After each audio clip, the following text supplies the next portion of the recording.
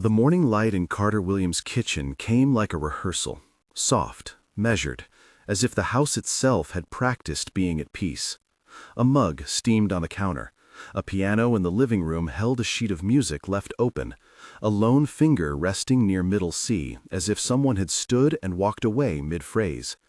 For a man who built a company on algorithms and hard boundaries, home was where the small rituals lived. Pancakes on Sunday, a hand-painted mug that Josephine kept on the high shelf, a blanket Maya always curled up under when she was sick. That habitual order mattered, because it had taught Carter the language of safety. The slow clink of porcelain, the smell of coffee, the way someone leaned into you without knowing they were leaning. If you like stories with sharp edges and softer hearts, stay until the end, subscribe, like, and leave a comment about what surprised you. Maya found the camera the way children find secrets, with a kind of attention that made the ordinary tremble. She was 9, small and serious, a neat knot of concentration when she did drawings or took apart a tablet to see where the light lived inside. That morning she had gone into the guest room to fetch a blanket for the lesson on monarch butterflies she and Carter had been reading about. The painting over the bed was of a garden at dusk, brushwork thick and familiar. Carter had bought it at an auction for the color in the sky, the purple that matched the piano scarf. Maya reached up to straighten the frame, and her fingers brushed something cool and hard that shouldn't have been there. One quick tug and the wooden frame tilted. Inside, sunlit and obscene in its ordinary way, was a lens. She did not scream. She held the thing like a beetle she was not sure how to name and carried it into the kitchen where Carter was making pancakes with the slow, precise movements of a man who measured safety in recipes. He looked up at the sight of her face. She did not look away. "Who put this here?" Maya said. The word who held a dozen possible answers and was hard in her mouth. He took the camera from her as if taking a hand. It was small, disguised in resin to match the painting's varnish, a dark speck like a burnt seed. When he turned it, the lens was a tiny, unblinking pupil. Carter felt his throat close, a physical narrowing that had nothing to do with work. The house, for all its ordered calm, had been violated. Carter had been betrayed before, but betrayal from the world of contracts and boardrooms had never landed like this. An intimate apparatus tucked into a domestic painting, pointed toward the bed where Maya had slept, toward the chair where she did homework. He thought of the time he'd found the emails that cost him a partnership, the sterile, corporate kind, of deceit. This felt different. This was private. This was the language of someone who wanted to watch them without their knowledge, and that particular cruelty hit Carter not for himself, but for her. "Did you tell Josephine?" he asked. She shook her head. "Not yet," Maya said. Her voice was small but steady.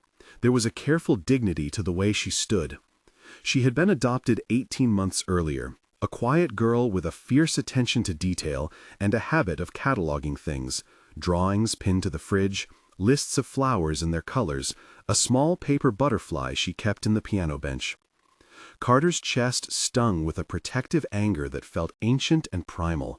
He wanted to erase the trace of anyone who would look at her without consent. He sat down opposite her, the camera between them on the table like a foreign object they were both pretending not to know how to handle. Reed and Leon, 2 men he trusted from other parts of his life, had taught him how to move quickly without panic. But the first things he did were not tactical. He brewed tea, the scent of bergamot filling the room, and wrapped Maya's hands around the warm mug. He asked gentle questions, the kind that pull truth by being unthreatening. "Did you see anyone?" he asked. "No," Maya said. "It was dark. I was getting the blanket and my fingers found something. I thought it was part of the painting." Carter listened to the smallness of her answers and catalogued her posture, the slight flinch when the kitchen light hummed. Everyone in his orbit saw the polished CEO, the man who could command servers, outmaneuver a hostile takeover, and deliver a calm face at the annual meeting. At home, he was more of a guardian and amateur piano player. He kept his guard precisely because of who he was. His name meant money and attention attracted predators, both subtle and brazen. He told himself that the house was defended. He told himself it was impossible to have been watched, at least not by someone with the means to do so and the audacity to go as close as the guest room. He called Reed within an hour. Reed arrived in a scarf and navy coat, quiet as always, his eyes taking stock of the camera like a man who cataloged potential threats the way others cataloged books. Leon came later that afternoon in a flannel shirt, bringing the kind of practical calm that anchors strategies. No fanfare, just a practical competence. They handled the object gingerly. No one spoke of Monarch. The name was the kind of thing whispered in certain corridors, a shorthand for a network that trafficked in other people's secrets. Carter wanted to be careful. He wanted legal markers. Ellen, his COO, had made a point years ago to keep their legal house in order. She would want files and police reports. So he put up pin in his instinct for retaliation and did what his character did best. He built a ledger of facts. They called Josephine. The housekeeper arrived brisk and exact, her apron dusted with flour from another hour's work.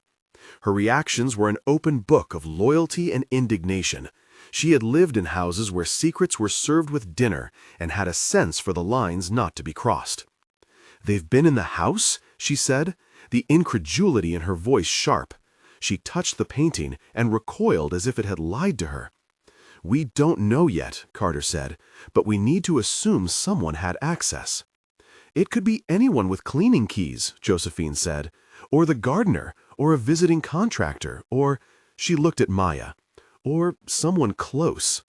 That word, close, had weight. Carter's mind, trained on spreadsheets and board decisions, flicked through faces. Vanessa Lane, his fiancée of nearly a year, graceful, confident, a presence at his side at philanthropy events and quiet dinners alike. Vanessa moved through rooms the way some women moved through glass houses, calculated, elegant, and often leaving applause in her wake. If there was any place where a lover could belong, it was the home. Carter's stomach knotted because Elliot had taught him a more cynical reading of intimacy. People with motives hid in smiles. But he also resisted the idea that Vanessa could be capable of such a thing. She had been kind to Maya, bringing colored pencils and asking about school. People were complicated in the way they breathed. He called Ellen, who advised the next steps: catalog, contain, inform, counsel, and, crucially, do not alert the wider press. A child was involved. Privacy mattered beyond company reputation. The legal counsel would begin paperwork. The police would be notified. Reed and Leon would comb access logs, check deliveries, call a few trusted contacts in security. Carter felt the machinery of his resources mobilize, a comfort and a reminder of the power his name carried. He wanted the law to be the lens for justice, even as another part of him wanted to move faster. That afternoon, they conducted a slow sweep of the house. Reed knelt with a flashlight under couches. Leon checked vents and light fixtures with a blunt, practical thoroughness that made Carter think of battle plans and trenches. Josephine stood nearby, muttering small prayers under her breath. Maya watched, quiet, her hands folded, an observer and yet the center of it all. The camera, now placed in a small evidence bag, caught light at the rim, the way guilt sometimes gleams. Carter set up a line: no more overnight guests, no unscheduled work in the house, passwords changed, locks rekeyed. He felt the familiar tug between transparency and protection. The board would ask questions he did not want them to ask. Investors would smell vulnerability and press. Yet, the first priority was to make Maya believe in sanctuary again. The corporate theater came later, but it came inexorably. Heon, Carter's company, prided itself on security products that promised privacy. The irony that someone had used that very language as a cloak for invasion was not lost on him. At headquarters, glass and light and the hum of server rooms were all under the microscope. Ellen convened a war room. Reed started digging into access logs and flagged, without giving away methods, anomalies. Timestamps that didn't align with scheduled maintenance. Amateurish resets that suggested someone had attempted to obscure presence. Leon spoke in blunt, non-technical terms about foot traffic and insider access. phrases Carter liked for their clarity. Miles's name surfaced in fragments. He had been Carter's friend in earlier rounds, a contact with a smooth laugh and ambitions that often masked a recalibration of ethics. He sat on the board and had more to lose than most. He also had the kind of plausible deniability that made him useful in the gray zones between business and favors. Carter felt disappointment sharpen inside him more than fear. He had always known ambition warped people. What threw him was the personal sting of imagining Miles with a camera inside a painting looking at Maya. Vanessa's proximity to the house, the company, and Carter's public life made the list of suspects impossible to ignore.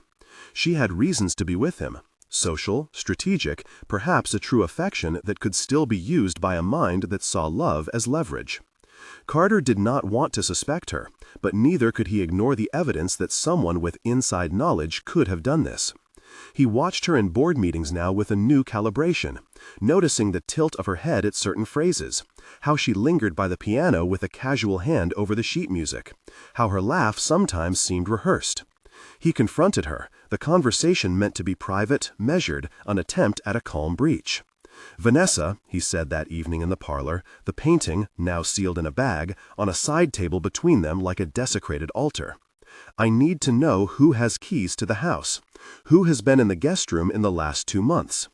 She smiled, slow, practiced. "Carter, I would never invade your home. You know that." "Then tell me who has been around," he said. "Do you have meetings with anyone that you didn't tell me about?" Her hands folded in her lap as if to hide the pulse in her wrist. "I attend things for philanthropy. I host donors. I am on the board of the museum. You know I keep the calendar public." "If you didn't do this, then help me find who did," he said. "We need complete transparency." She looked at him with a complicated softness. "I will help," she said. He wanted to believe her. Her hand on the arm of his chair felt warm and possibly sincere. But when Reed later cross-checked transcripts of a private meeting Miles had with a contractor at an art storage facility and found a chain of invoices that included a painting sent for restoration, something snapped into a new pattern. That painting, an identical work, had been shipped and returned in a narrow window that coincided with the guest room's refit. The contractor's records were coached, the handwriting bland. Miles's name linked to an account that funded shell payments, insidious but not explicit in their wrongdoing. It was enough to point a finger and not enough to close it. They baited carefully. Carter knew showing teeth too soon could frighten off the real prey. He authorized a controlled leak, a false thread planted in the company, a decoy file with an intentionally trivial but traceable datum. Reed and Leon engineered the setup with the detachment of men arranging a chessboard. This was not instruction, it was strategy, an active refusal to be the prey. And while the investigative machinery moved, Carter kept keeping the house. He made pancakes and taught Maya a chord on the piano. The domestic acts were not mere respite, they were the scaffolding of repair. Maya began to do more than observe. The camera had given her a hard shining knowledge that people could be watched and that sometimes the watcher was someone you invited in. But she also had the bright stubbornness of a child who had been taught by Carter to notice detail. She started to mark small things, a pattern of footprints in a jar of flour, a page turned in a book she had not opened, coffee cups left on bedside tables that smelled of a perfume she did not know. She had an instinctive moral compass, pointing always back to the line between what belonged to her and what did not. The midpoint arrived in a way that felt bigger than a painting. Hingen's security team uncovered a cluster of shell entities used to siphon data from partners, small companies named with washed-out adjectives and cleverly generic domain names.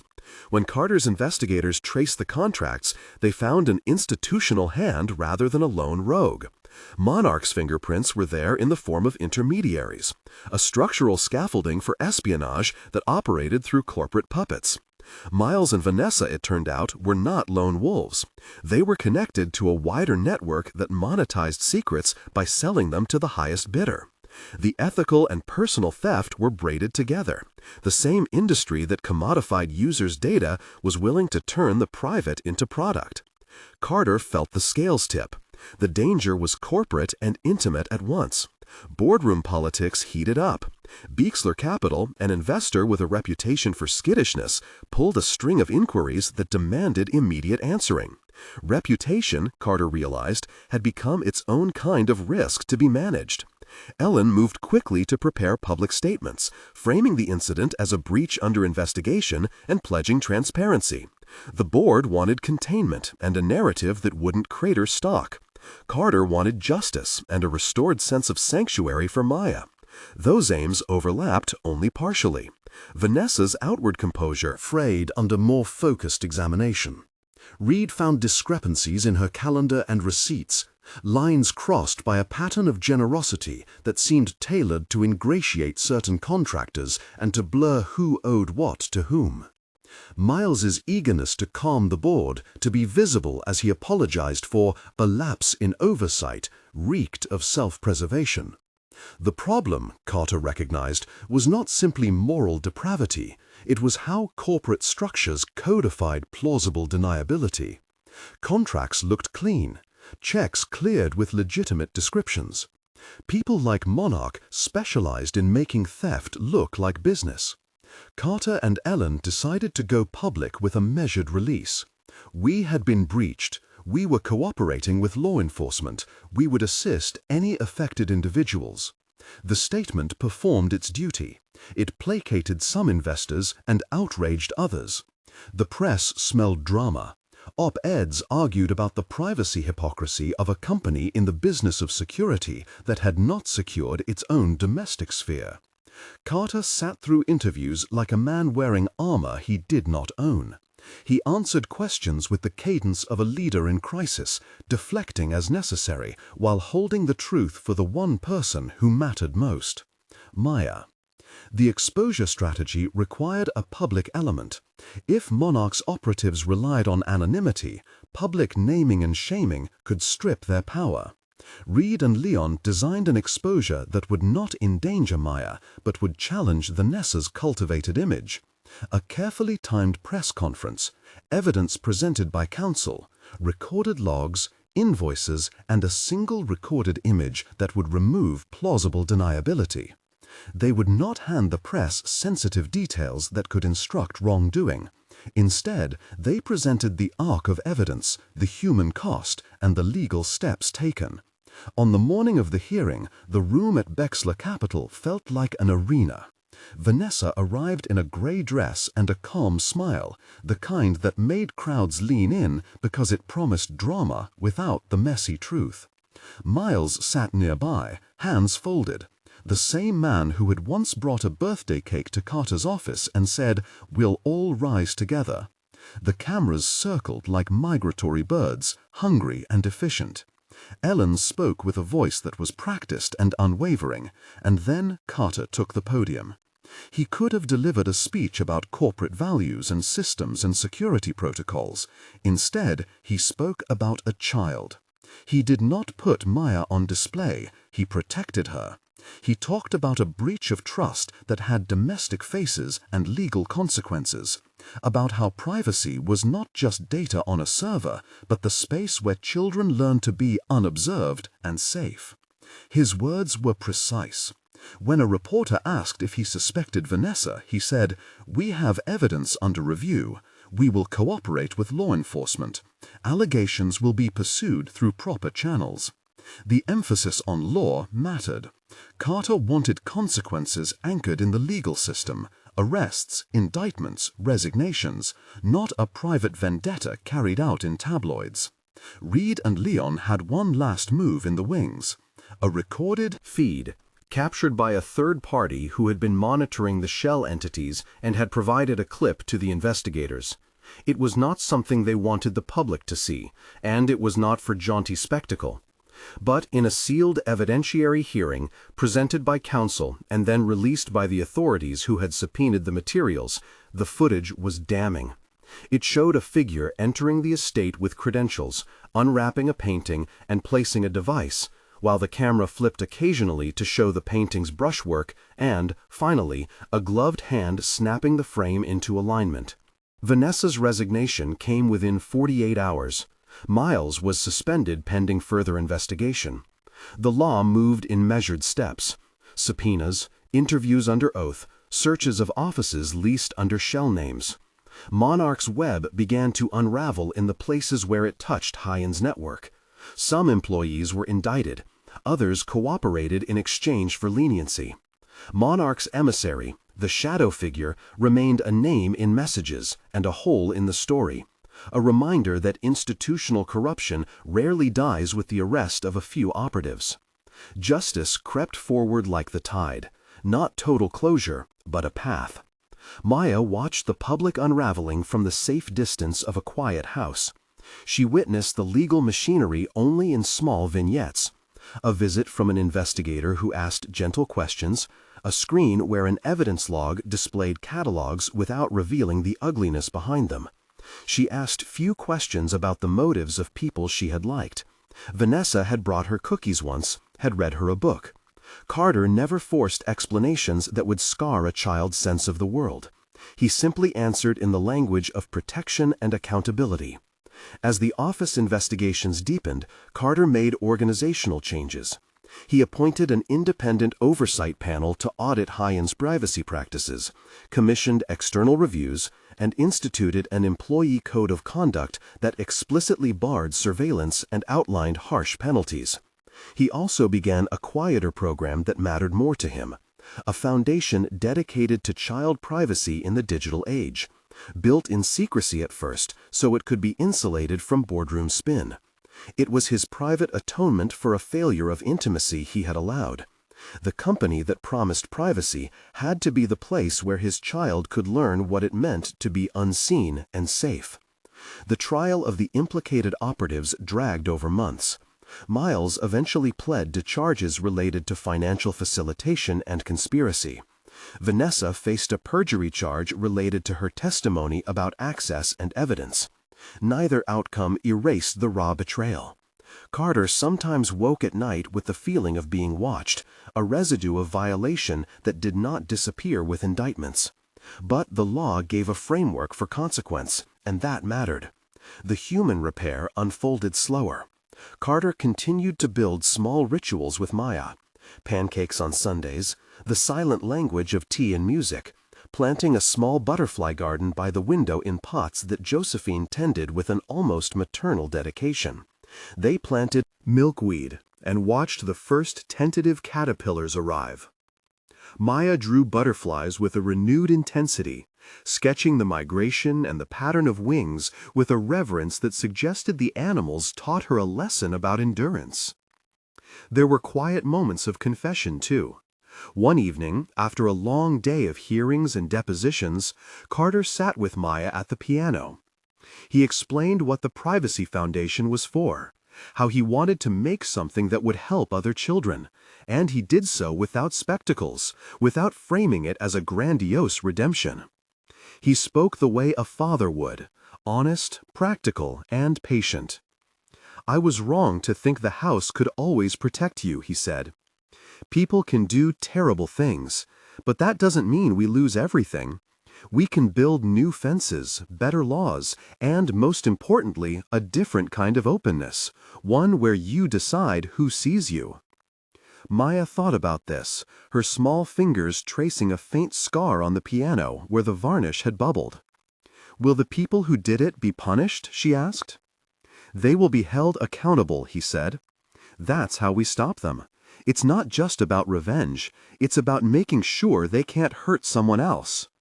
The tempering of his anger into a form that sought prevention rather than only retribution marked a change in him. His old instinct to dominate a problem softened into stewardship. As the legal dust settled into record books and articles, some consequences were public and some private. Vanessa's name carried the stain of the proceedings. She retreated into philanthropy and quiet circles where the past could be managed. Miles paid fines and faced restrictions. Monarch's network suffered blows that made it harder for operatives to claim plausible deniability. Hyen adopted stricter practices that pleased the public, but also, more importantly, realigned the company's internal culture. Carter, in collaboration with Ellen and Josephine, turned the kitchen into a kind of observatory for small domestic rituals. A steady supply of pancakes for neighborhood kids. An open invitation for Maya's friends to play in the garden. The foundation they launched funded research into children's privacy and supported guardians who needed help safeguarding their homes. It did not erase grief or fear, but it offered action. Maya's growth through the ordeal was subtle and powerful. She began to speak in meetings with the foundation, her voice at first a tremor and then a steady thread. She was careful with words, never exposing the raw detail of her own experience, but she spoke about boundaries and consent in a way that landed with adults who had power. In those moments, she became not only a symbol, she detested the word, but a practical presence who insisted on tangible protections for kids like her. There were intimate reckonings, too. Carter and Vanessa never recovered the closeness they had once had. She left, and he grieved the fiscal and emotional cost of that absence. The board made personnel changes. Some allies remained, some left. He realized that rebuilding Trust was not about returning to what had been, but forging something new where loyalty was reciprocated and transparent. The final public scene, if it could be called that, was quiet. The foundation hosted a small dedication in the botanical garden Carter had helped design, a place that Anne and Josephine tended with a meticulousness that felt almost devotional.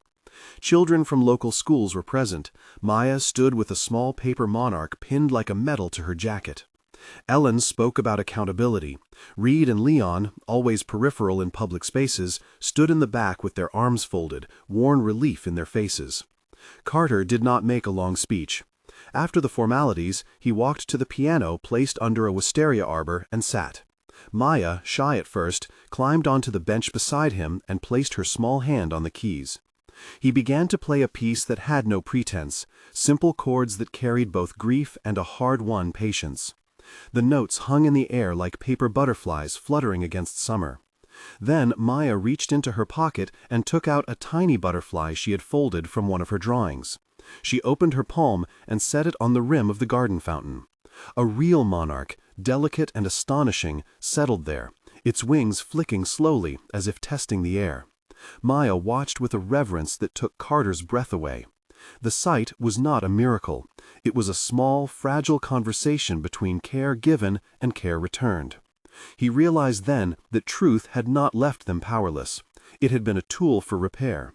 The cameras had revealed a lie, and the legal system had begun to repair it. But more than that, the work they did afterward, foundations, new policies, teaching children what consent means, reframed the harm into something generative. Maya was no longer merely someone to be protected. She had become an active participant in shaping what protection could look like. There remained, realistically, an aftertaste of vigilance. Carter kept some windows closed to scrutiny. He understood now the cost of visibility and the duties that came with privilege. Yet the house felt lighter than it had in months. The piano music softened the edges of his waking anxiety. Pancakes and the scent of coffee restored simple rhythms. Josephine hummed as she planted new milkweed beside the old pots, and Leon stopped by with a pie sometimes, the ordinary acts of friendship knitting new seams. At night, when Carter paused at the window and saw the small, patient lights of the city, he thought of Monarch as a silhouette that had been partially illuminated and partially retreated back into shadow. There would always be larger networks and clever people who thought in terms of leverage and currency. But he had learned a different kind of arithmetic. The sum of legal consequence, public accountability, and small domestic rituals could outweigh even the most carefully brokered betrayal.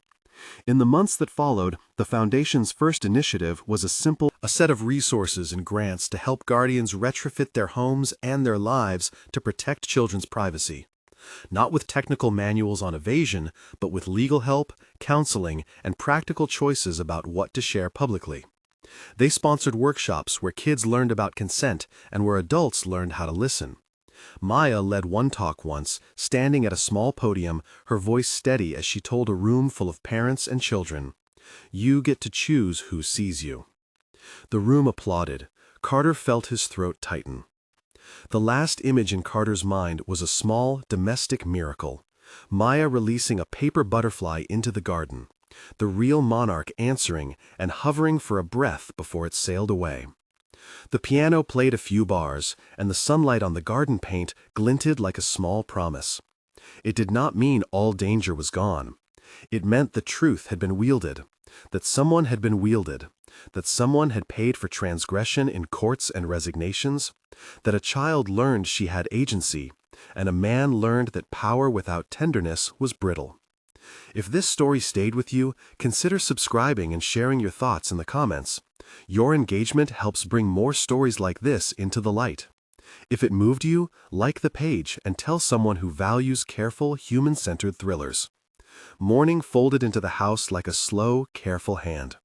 Carter lingered over the kettle as if the small ritual could keep something from unraveling. Coffee poured, cup warmed, the newspaper folded to a local column that spoke in sober tones about the foundation's launch. He read with the casual attention of a man who had once believed that words in print could hold storms at bay. Now he had learned they could inflame them, calibrate them, or, less often, steady them. Maya's laughter came from the garden, high and bright. Josephine had set out paints for the children scheduled to visit that afternoon, and a cluster of them were already turning bland slips of paper into stories of color. Carter watched from the window as Maya carried a tray of biscuits, offering them to the smallest hands. She moved differently these days, less guarded, more deliberate. When she recognized him, she jogged across the lawn and took his arm the way a friend does, not the way a ward might. He felt a small, urgent gratitude that had nothing to do with legal victories and everything to do with mornings like this. "Big day," she said, as if they shared an inside joke about the calendar. The truth was that all days had become potentially big. Sunlight might shift and another headline could arrive. She handed him a biscuit and sat on the steps, knees together, as though keeping herself modest from the world she had so recently challenged. "You okay?" he asked. Maya nodded, then frowned. "We've got a rehearsal in an hour, and," she chewed on the word, "there's a girl coming from the middle school who wants to show a project. It's about consent in songwriting. She asked me to listen." Carter let the biscuit go unfinished. "I'll be there." They moved through the morning with the peculiar calm of people who have rehearsed for danger. Check the locks, check the inboxes, check the calendar for events that might demand public attention. Leon arrived before 9 with 2 coffees and a pie crust slung under his arm, the sort of unflashy offering that meant more than a bouquet. He'd started coming more often, as if proximity helped him measure his place in the aftermath. Reed followed an hour later. He hugged them both, and then, with the awkwardness of someone still rebuilding conversational muscles, asked if there was anything practical he could do. File copies, run errands, test the workshop microphones. "Hold the microphones," Carter said. "Get used to being near the sound of other people's voices." Reed smiled, and there was relief in it. The smallest directives could be salvific. The rehearsal for the school group turned into a small, earnest performance. Maya guided children through things they rarely hearing at home. How to say no without eagerness to be liked. What trust looked like when it was mutual. How small boundaries build safe cities out of dirty corners. One student, a lanky boy with an old soccer shirt, rose and recited a poem his sister had helped him write. "You get to say stop," he said. And he said it as if it were a line from a sports play, practiced and certain. And the parents in the room clapped, some with the lens of their phones already put away in a new respect. Afterward, families lingered over paper butterflies and milkweed seeds. The steward of the middle school, the mother of the boy in the soccer shirt, found Carter at the periphery. She was younger than he expected, and trembled slightly when she explained that a councilwoman had called about the foundation. The councilwoman, she said, wanted to discuss funding parameters and a possible partnership with a city program aimed at media literacy. Carter nodded, careful not to be flattered into sloppy optimism. He welcomed help. He had learned to read the fine print on offers of assistance. Some handshakes were safety nets, some were ladders. By afternoon, the Foundation's email inbox contained the ordinary correspondence of any new NGO. Invitations, invoices, scholarship applications, and the odd note from people who were still angry that the story had become public. That last variety had mellowed with time into petitions that asked pressing questions about privacy and transparency.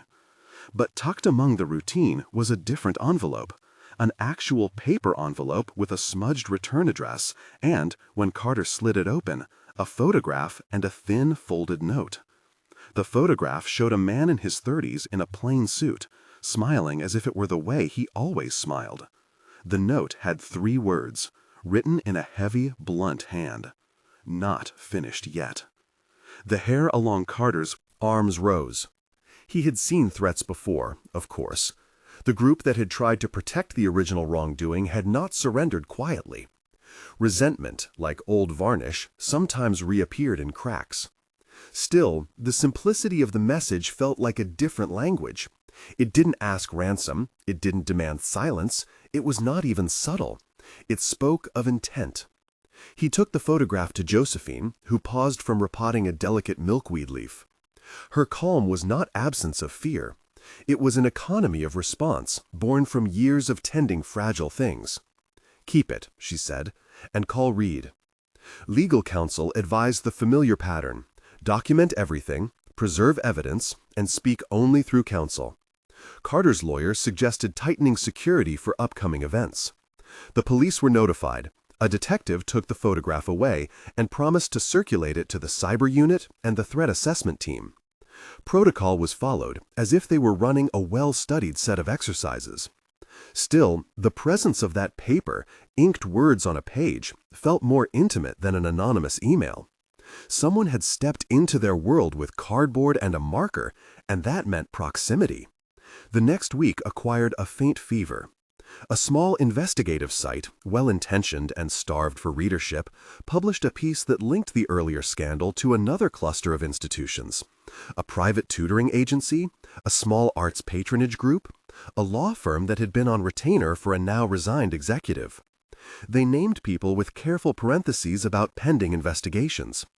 One of those named had been a donor list addition to the Foundation's early roundtable, someone introduced by a mutual acquaintance in a moment of eager fundraising. Carter remembered the dinner when the donor had leaned over and commented, oddly, on how messy accountability could be. Public reading of the names had a simple arithmetic of consequence. Even when allegations could not be substantiated, reputations frayed, and the media appetite for threads that connected networks seemed endless.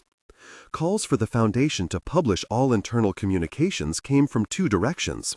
Some demanded extreme transparency as a cure-all, others demanded secrecy as a protection against slander. The tension was not theoretical.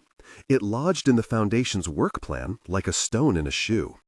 At an emergency board meeting, lightless conference room, coffee grown cold, Carter watched as the room divided in tiny, predictable ways. Josephine argued for survivor-centered caution. "We can't become a sensationalist furnace," she said. "If we start broadcasting every suspicion, we risk hurting the very people we're trying to protect." Another board member, a communications expert who had once run a newsroom, countered with a blunt logic. "Silence becomes complicity when institutions are involved. If you don't share context, others will manufacture it." She tapped a phone screen with a nail that made a small, decisive sound. Maya was there, small in the doorway at first. When she sat, her hands were folded on her lap, and her voice was clear. "We taught people they have agency," she said. "Agency isn't completeness." Soccer practice where you only learn plays. Agency means choices that matter. If we hide everything, we're robbing people of the choice to know. If we publish everything, we risk re-traumatizing people and making them public instruments. We need a third way. There was a pause then, not the sort of pause that clears the air, but the kind that makes everyone feel the weight of a problem that has no obvious solution. Carter thought of the paper monarch that had landed on the fountain that afternoon months ago. The small exchange between a child and a wild thing. A delicate economy of reciprocity. He thought also of the photograph in his drawer and the hand-lettered threat. There was a balance to be struck between illumination and protection, and the balance had found them in a way that was not benevolent. At the end of the meeting, they agreed on a plan that felt like a compromise, a controlled release of information, The foundation would publish an outline of its findings to date, redacted names, anonymized timelines, statements about policy failures and steps taken, accompanied by a clear invitation for anyone affected to reach out privately to a dedicated survivor liaison.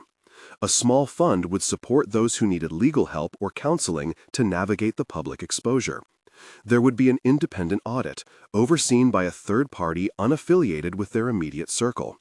It was, in short, an attempt to answer both hunger for truth and need for care. When the statement went live, the response was immediate.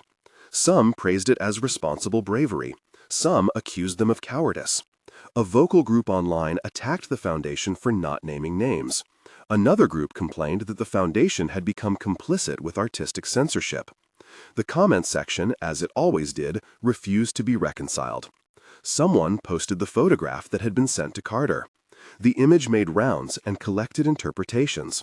Conspiracy threads blossomed like mold. Carter tried to avoid the fraying that came with constant attention. He taught himself to let a headline live for 24 hours before responding publicly. He withdrew from panels when the invitations sounded performative and accepted them when they sounded like listening. He learned when to let Josephine be the public face, or when to let Maya speak as a witness. He learned, too, to trust small rituals, filling the bird feeder, music at the piano, Leon's unbothered visits with a pie cut into equal pieces. Those were not distractions. They were repairs. Yet the shadow network, the silhouette he had called monarch when thinking of the nameless architecture of concealment, left traces. There were small audits of donors, quietly launched lawsuits from parties who felt maligned, and anonymous packages delivered to the office that contained old media clippings with marginalia. Carter found a post-it scrawled with "We Remember" tucked in a stack of invoices. The tenor of harassment had moved from overt to insinuation, and insinuation could be corrosive. One evening, as he closed the shop of the foundation's office and walked the 5 blocks home, he realized he no longer felt safe in the anonymity of streetlights. He began to see faces as if on a timeline, some who had smiled in court, some who had avoided looking him in the eye at a memorial. He would pass a person with a child and suddenly imagine histories and motives. He knew this was a slow mental attrition that could render every public outing a test. There were a few public victories. The city passed a new ordinance, increasing penalties for non-consensual recording and mandating disclosure standards for institutions that worked with minors. Carter testified, his voice steady, though his hands had not stopped shaking on the walk back to his car. Maya sat in the audience and mouthed encouragement, as if skipping lines in a script they had co-authored. The ordinance felt like a muscle flexed in the right direction. It would not break the networks, but it would complicate them, at least a little. And then a different blow arrived, the sort that was pragmatic and therefore cruel. A funder, nervous after months of headlines, withdrew an intended grant in a 2-sentence email that read, politely but clearly, that their priorities had shifted. The board member who had introduced the donor apologized and then disappeared from the foundation's communications for several weeks. The loss meant they had to cancel a minor pilot program they'd planned to teach children about digital autonomy, less visible than legal victories, but operationally devastating. Carter felt the arithmetic of consequence in his bones. Truth had cost them the ease of certain gifts. Protection required resources the city might not provide. They had goodwill. Goodwill was not currency. He sat at his piano that night and let the chords fall like measured breaths. Josephine found him there, hands in her apron, hair freckled with morning soil. She sat beside him and did not speak. She had no need to. He played until the house surrendered to the kind of exhaustion that sleeps without dreaming. Maya's school visit program continued to flourish in ways that were, at once, small and significant. Children learned to name their feelings. Teachers learned to be present without interrogating. Parents leaned into the discomfort of listening. A teacher sent Carter a note about a 6th grader who had refused to take part in a lunchtime taunt and then later, in a classroom circle, explained why. He said he was practicing not hurting like a muscle, the teacher wrote. I don't know if that's how you say it in policy, but I know what it looked like. Carter folded the note and kept it in a drawer with the photograph and the paper butterfly. Not all reactions were supportive. At a fundraiser held in a sympathetic theater, a woman in the audience stood mid-Q&A and accused Carter of failing to foresee the harm. There was a corrosive quality to the accusation that made Carter's skin tighten, the rhetorical knife sharpened by months of Scrutiny.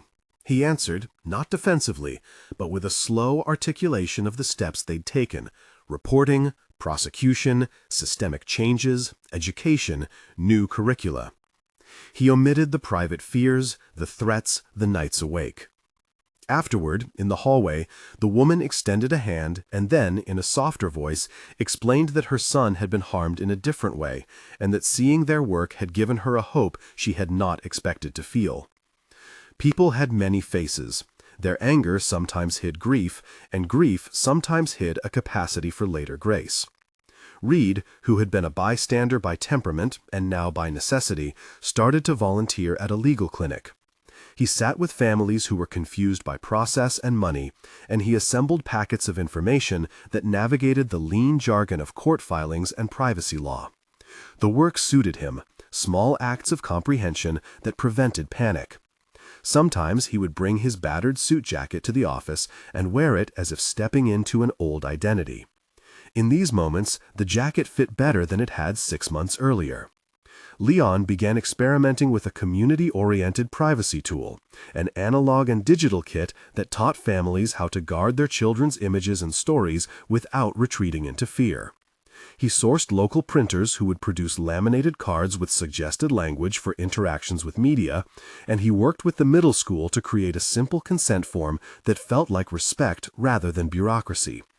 His approach was quietly kinetic: build something that made safety accessible, not performative. And then, in a quiet corner of a late autumn morning, Carter received a message from a journalist who had once been sympathetic, then skeptical, then fractiously critical. The message asked whether he would meet to discuss a name the reporter had found in an old set of court documents, a name that suggested the problem extended beyond a handful of disgraced individuals and into an architecture of enabling. The journalist phrased it as a question about complicity and named a date for a public conversation. Carter agreed to meet. They sat in a small diner, the kind with vinyl booths and chipped salt shakers, and the journalist laid out a slender, fattened stack of photocopies. Names that had been murmured in corners were here, in black and white: trustees, consultants, a mid-level counsel from an archival firm. The journalist's voice was steady. "This isn't about headline hunting," she said. "It's about where responsibility lives. If institutions are complicit, naming them helps protect other children." Carter felt the familiar tug between exposure and care. The materials in front of him offered a map. Maps felt like threat management sometimes. They told you where the danger lay, and danger wanted people to map it so they could either flee or attack. He thought of Maya's insistence on agency. He thought of the small protocol they'd agreed to: redaction, survivor liaison, independent audit. If he agreed to a deep, named reckoning, would it protect or would it bleed? He also remembered Josephine's fingers, dug in soil, her patient insistence that plants often grew through small, decaying places.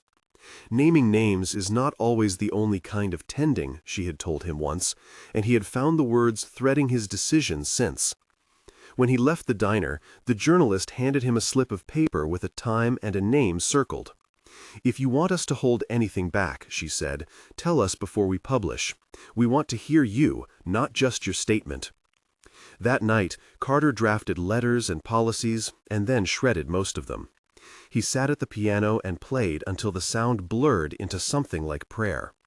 In the morning, he called a meeting with the independent auditor and explained the journalist's lead.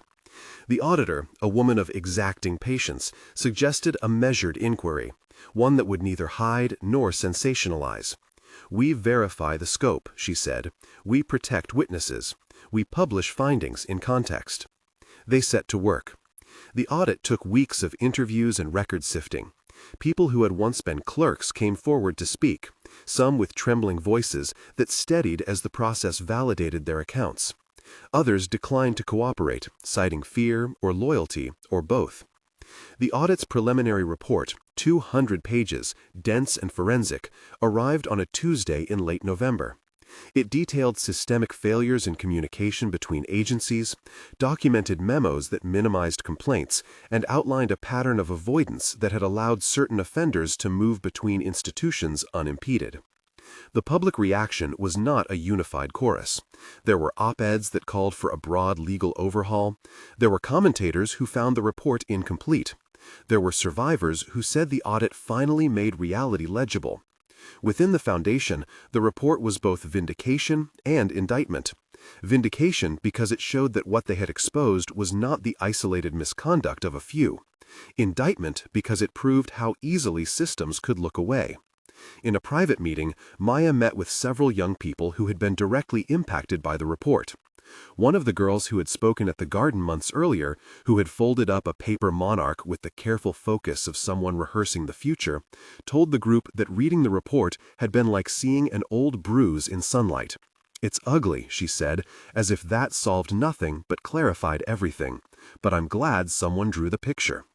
The foundation prepared to release the audit publicly. They created briefings for teachers, for counselors, for law enforcement liaisons. Carter rehearsed his remarks in quiet rooms, trying to make his voice sound like the person who had been both witness and facilitator. He remembered, with the sharpness of a man who had nearly mislaid his moral bearings, that his words could guide how people felt about the findings, whether they saw the report as a call to arms or a reason for despair. The morning they published, the city felt thinner than usual.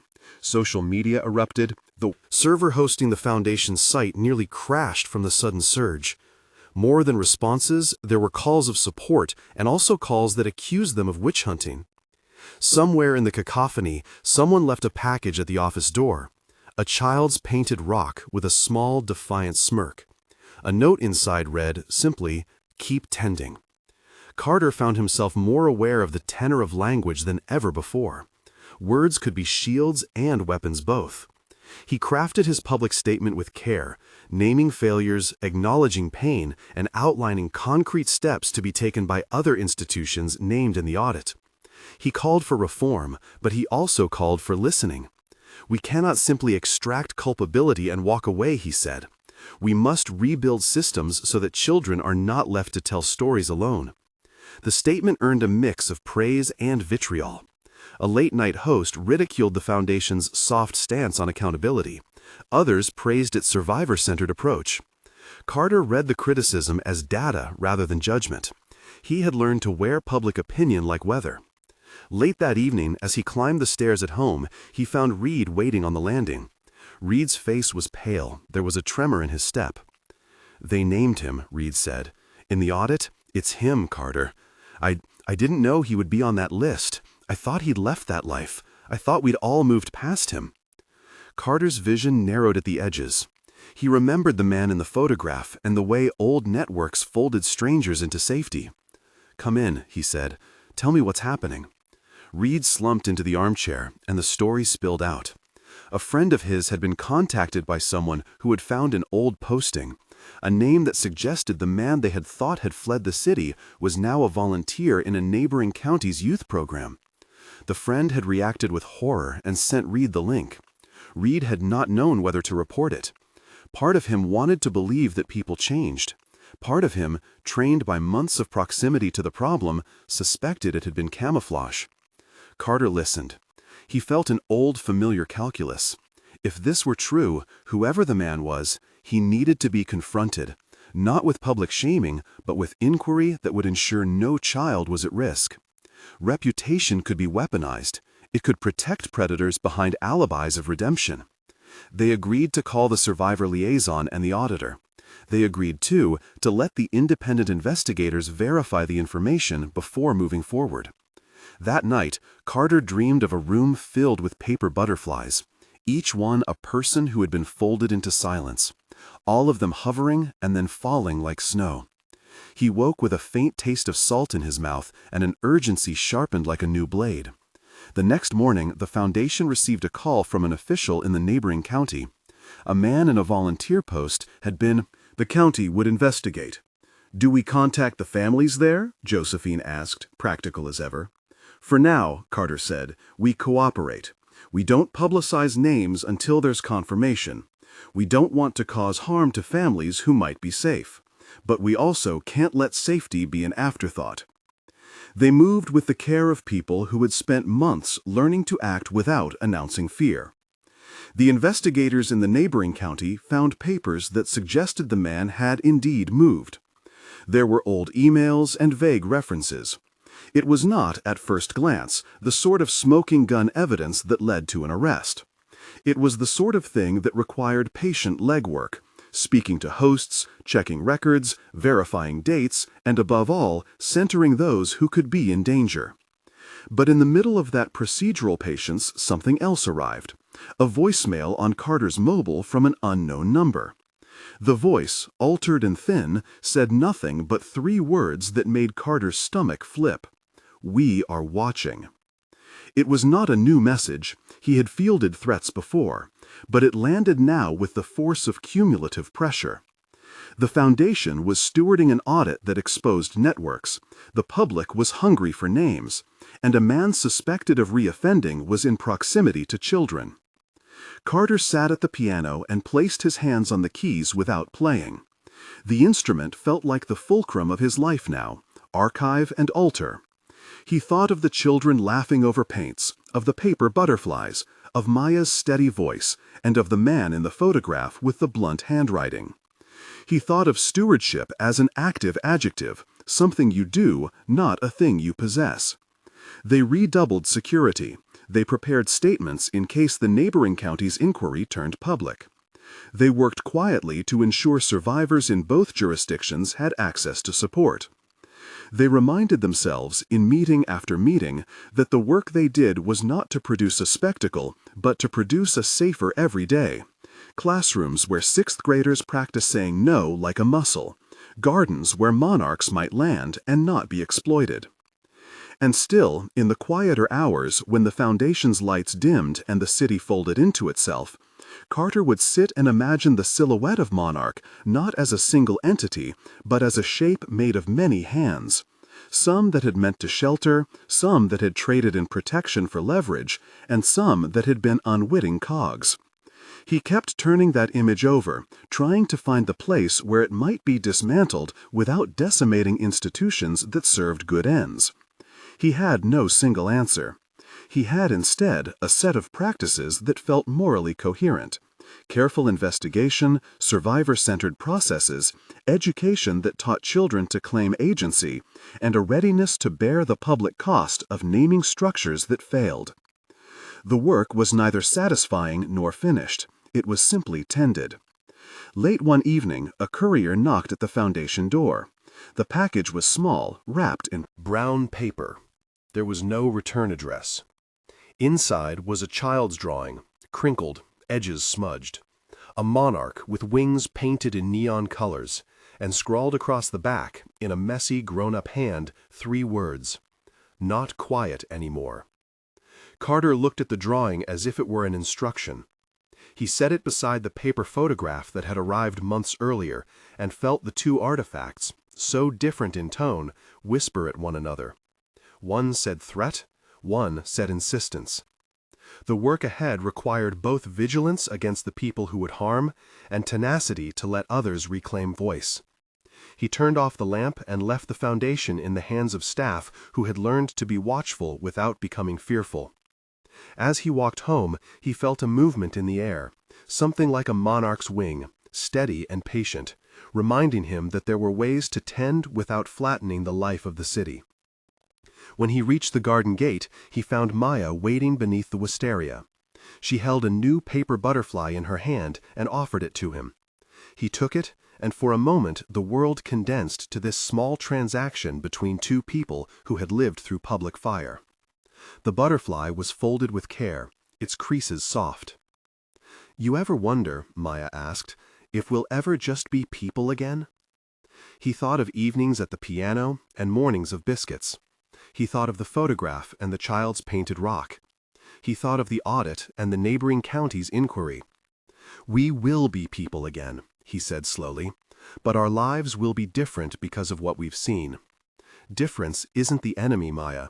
The enemy is a silence that helps people hurt. She nodded, accepting the answer as if it were a tool she could keep in her pocket. They stood for a while, listening to the city breathe. Then, as the sky cooled toward night, a text arrived on Carter's phone. It was a single line from an unknown number. A list of 3 names, one of which matched a last name in the audit. He read it twice. The list was not accompanied by demand or threat. It simply existed, like a bone laid out for investigation. He felt the old familiar shift in his chest. The work was moving into a new phase. Names had been published. Now names were being suggested. The question was whether those names were true, and if so, what to do with that truth. He turned the phone face down and took Maya's paper butterfly, smoothing its edges with his thumb. Outside, a light blinked in a neighbor's apartment. Beyond that, the city was quiet as a held breath. "We verify," he said. "We don't publicize until we verify. We protect. We listen. We name only when it helps." Maya's eyes were steady in the dim light. "And if it's true?" she asked. "Then we make sure no child pays the cost while we figure it out," he replied. They went inside, closed the door, and sat at the kitchen table with the list between them. It was only the beginning of a new inquiry, another set of careful steps that might lead to more illumination or, at worst, to another round of backlash. Carter felt the loneliness of leadership press close, not as a judgment but as a responsibility. He reached for the piano keys and played a single, clear chord. The sound echoed through the house like a call. It did not banish fear. It did not promise certainty. It was, instead, an invitation to keep tending. Outside, in the dark, a real monarch beat its wings and vanished into the night. Inside, the foundation lit a small lamp and gathered documents, emails, and human voices into a shape that might, if they were careful, protect someone else. The work continued, patient and exacting, because truth, they had learned, was not merely a revelation to be displayed. It was a labor of repair. In the hours that followed, calls were made, meetings arranged, and subpoenas filed by authorities who were already, thankfully, becoming more fluent in the language of investigation. Carter, carrying the weight of the photograph and the painted rock with equal tenderness, walked into each day with the steady compression of a man who had decided to hold exposure and protection in equal measure. He would be tired. He would be criticized. He would be needed. And as he settled at the piano that night, hands over the keys, he thought of a garden fountain and a monarch that had once hovered and then sailed away. There were no grand miracles on the horizon, only the slow arithmetic of consequence, care, and the modest hope that, if tended, small acts might add up to something larger than any one of them. A new email pinged. Subject line, evidence submission. Carter opened it, hands steadying as he read the attachment. It was a dry folder of scanned documents, dated schedules, a payroll stub, a line-item list of volunteers. As his eyes traced the pages, something in one entry stuck out, an address in a town he had not expected, and a single signature that matched a name on the list that had been texted to him earlier. He closed the laptop and looked out at the garden. Paper butterflies hung from strings where the children had left them after a craft session. They turned slowly in the wind, patient and indifferent to headlines. Carter realized with a clarity that had the sting of cold water that the work would not relent. It would only change shape, supply new puzzles, require new stitches. He rose from the piano, collected his coat, and went out to the garden gate.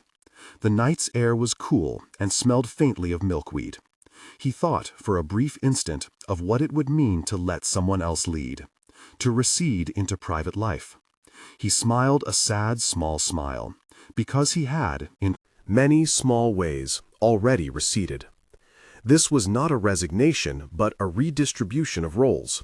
Maya, Josephine, Lion, Reed, staff, volunteers, lawyers, detectives, an ecosystem of people tending the same fragile thing. He pulled his phone from his pocket and typed a message to the auditor and to the liaison, succinct and practical. Then he added a line for Reed. "Be ready. We might need you to sit with families this weekend." Reed's reply came almost instantly. "I'll be there." Carter looked up at the sky, the band of stars blurred by the city's faint haze. He felt, as he often did at the edge of sleeplessness, that their work was like planting a hedgerow along a road to keep children from wandering into danger. The hedgerow would need trimming, sometimes planting anew, sometimes clearing, and occasionally rebuilding after storms. It would not be perfect, but it might be sufficient.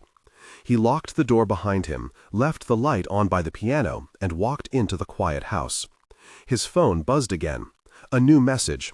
"There is a hearing request from the neighboring county for next Thursday. They want foundation representation." He set the phone down and placed his hand on the piano keys for a single chord that marked resolve. They were moving into another phase. Not the end, not yet. Simply a new stretch of road with steep edges and necessary caution. Carter breathed, thought of paper butterflies and the painted rock, and opened the drawer where he kept the photograph with the heavy handwriting. He slipped the photograph into a folder and labeled it carefully. Evidence, pending. Outside, somewhere in the city, a monarch's wings beat faintly as it passed a streetlight. The work waited, patient and exacting, and Carter rose to meet it. He had learned that tending did not end in a single day. It was the long labor of a community committed to repaying silence with truth, exposure with care, and fear with measures that might, in time, make ordinary life more ordinary again. He sat back at the piano and began to play, letting the notes plan the next steps in their small, deliberate language. The keys told him what he knew, that light could be coaxed back into places where it had not been, but only with patience, persistence, and the readiness to be vigilant without becoming cruel. At dawn, there would be calls to make, and at noon there would be a meeting with lawyers and auditors. There would be more evidence, perhaps more threats, and certainly more small, bright artifacts left at their door, child-made resistances against the dark. For now, he played and listened and waited for the day to demand him again. The choice to keep tending, to keep naming with care, and to keep protecting felt like the only honest work left to do. He sat back at the piano and began to play, letting the notes plan the next steps in their small, deliberate language.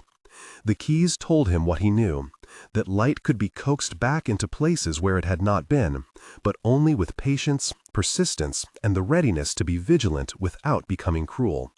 At dawn, there would be calls to make, and at noon there would be a meeting with lawyers and auditors. There would be more evidence, perhaps more threats, and certainly more small, bright artifacts left at their door, child-made resistances against the dark.